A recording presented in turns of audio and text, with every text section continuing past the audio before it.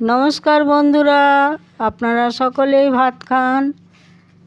এই ভাত যে কীভাবে হয়, ধান তৈরি হয়, ধান থেকে চাল হয়।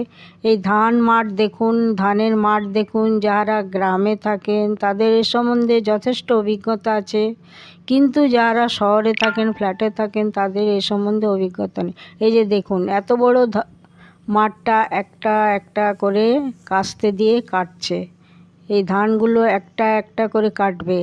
ধানের যে ঝাড় আছে, এই ঝাড়গুলো দেখছেন, এই ঝাড়গুলো, এই ধান, এত বড় মাঠটা, এই মাঠের সমস্ত ধানগুলো একটা একটা করে কাটতে থাকবে। কাস্তে দিয়ে কাটে, যেটা দিয়ে এরা কাটে তাকে কাস্তে বলে।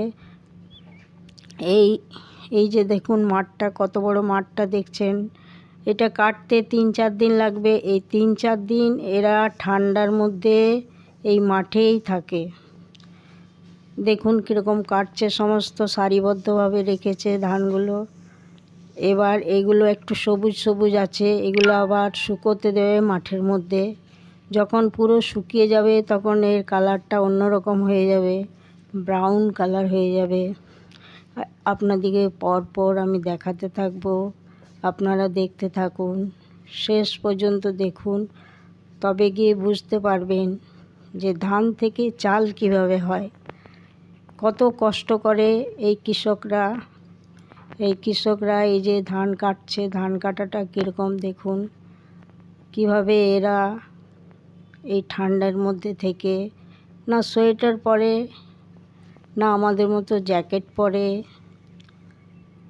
না ফুল প্যান্ট পরে, কিচ্ছু না।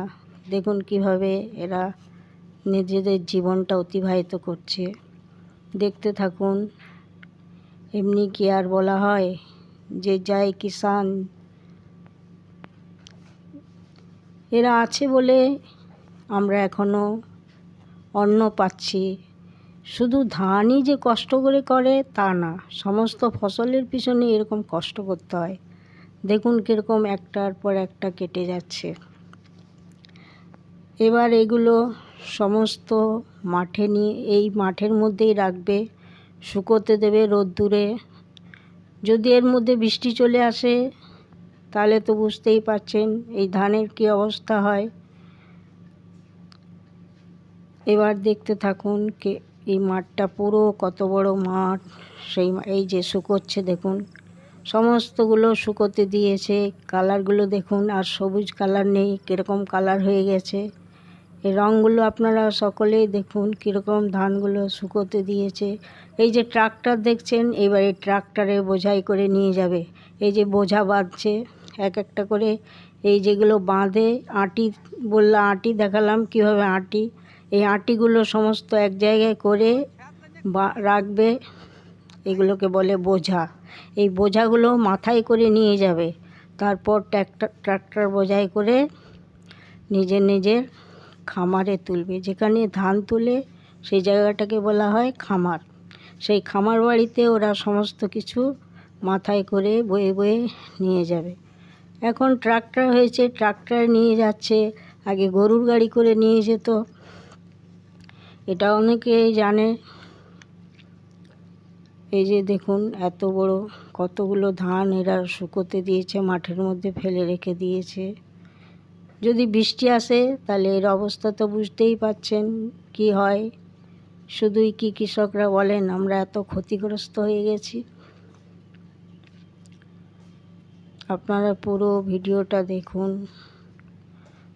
ভালো লাগলে লাইক করবেন, সাবস্ক্রাইব করবেন। যারা শহরে থাকেন, বড় বড় অট্টালিকায় থাকেন, তাদের এ সম্বন্ধে একটু অভিজ্ঞতা কম আছে। যারা গ্রামে থাকে তাদের। এবার দেখুন কীরকম ঝাড়াই শুরু হয়েছে। এই ধানগুলো কীরকম ঝাড়ছে দেখুন, সমস্ত ধান ঝাড়বে। এই যে মেশিনটা দেখেছেন, ঝাড়াই মেশিন, এটা আগে পাথরের মধ্যে রেখে ধান ঝাড়াই হতো, এখন মেশিন হয়েছে।